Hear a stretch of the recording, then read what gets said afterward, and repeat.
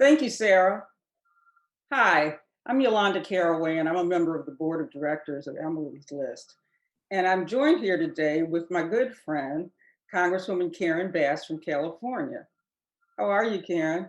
I'm doing just fine. Good to see you, Yolanda. Great. I think our participants here would love to hear about your path to advocacy, how you got started in public service, and how you got to be a congresswoman.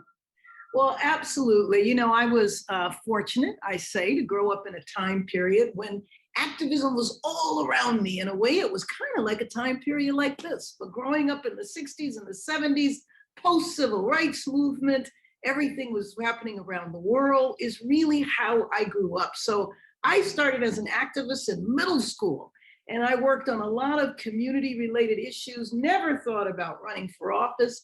But after spending 14 years building a community organization in South Central Los Angeles, it was time to run for office when people who were in office told me that there were no Black women in the state legislature.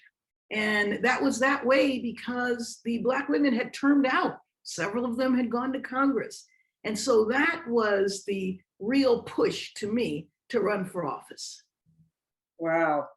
Very similar. I started mine, I was 14 years old. Yep. And I volunteered to work on Bobby Kennedy's Senate campaign. Hey.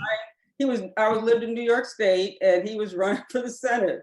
And I got totally bitten by the bug. And I love politics and I was just always involved. Never wanted to do what you do. I don't want to be the person out front, but I love being the person behind the scenes.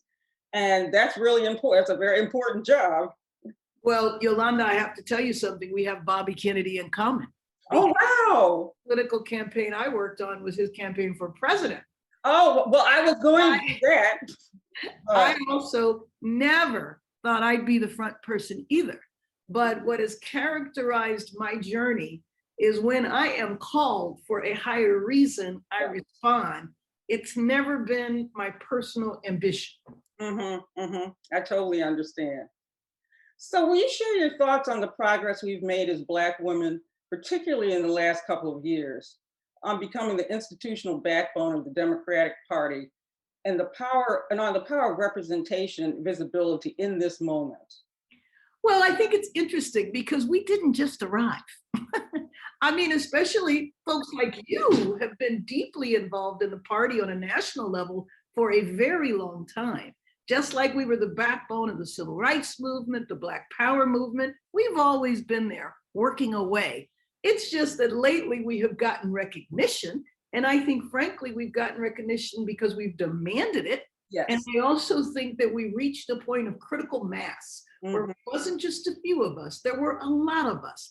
And a lot of us who were obtaining positions of prominence that then led folks to not be able to ignore us. And anybody that polled the Black community knew where Black women were.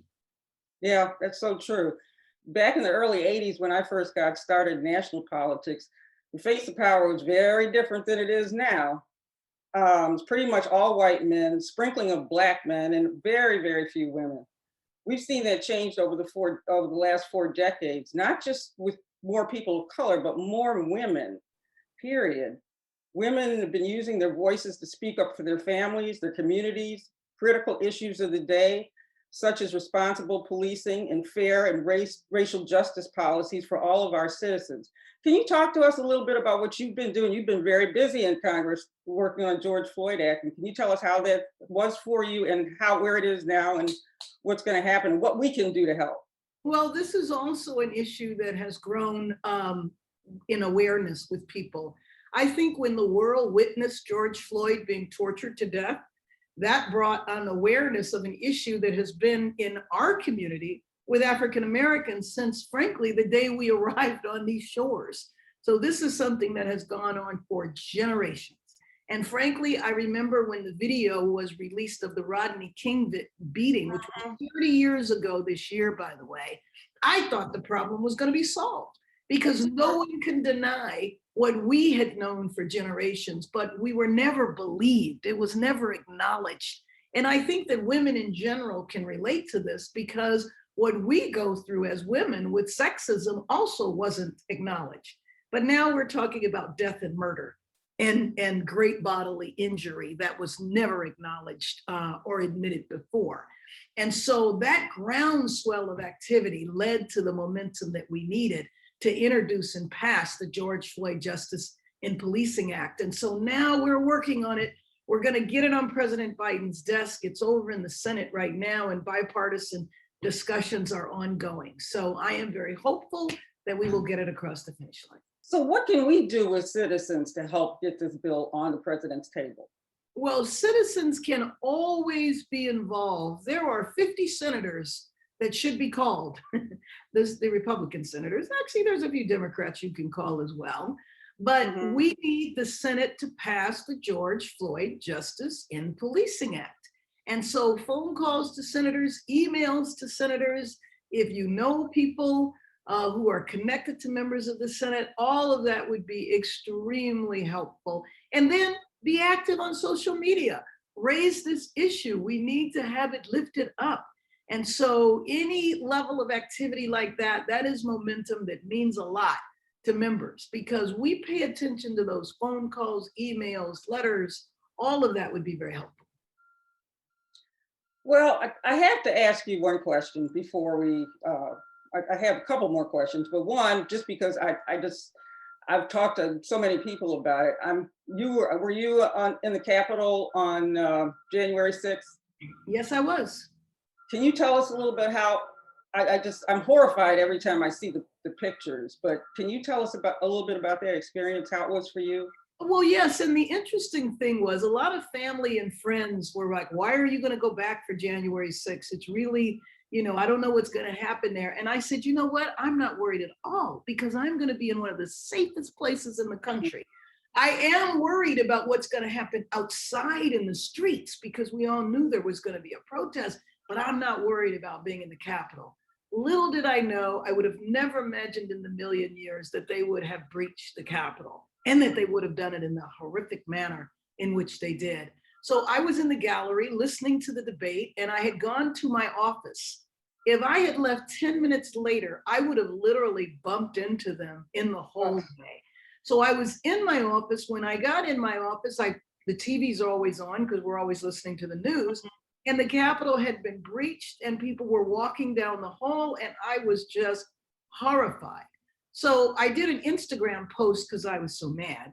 And a few minutes after I did that post, representatives of the military, because I'm near the military liaison offices, knocked on my door and told me to take my Instagram down. It was kind of chilling that they even knew I did it.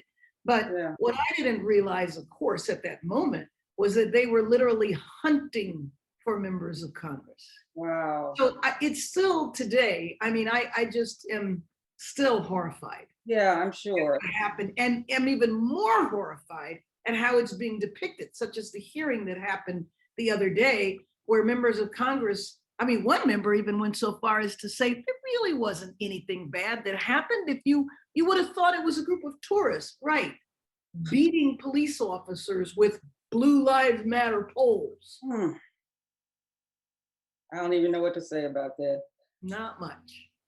Well, we're coming to an end, but I'd really like to talk a little bit about. I've really been fortunate and very proud to work with groups like Emily's List and Power Rising and Women with Black Women, Higher Heights, and all these great organizations that are working tirelessly to get more women elected to public office. It's definitely what we need in this moment. Can you tell us a little bit about your relationship with Emily's List and how they've been supportive in your campaigns? Yes, absolutely. It is just so important to get women in office on all levels. And so in my very first campaign, Emily's List approached me, which was a bit unusual then, because Emily's List really had focused on Congress. And so I was running for the state assembly, and Emily's List reached out and provided me technical assistance and support. And I think that is very, very positive. And I'm really glad to see Emily's List be much more involved in diversity issues and recruiting diverse candidates. That is really, really important. Yes, thank you. Thank you so much. This was great. It's good to talk to you. And we're going to have to get together really soon. Absolutely. I look forward to that now that I know. Now that we can go to restaurants. My favorite pastime. I know, mine too, really. Thank you, Congresswoman Bass. And Very thank you, welcome. Emily's List. Thank you, Emily's List.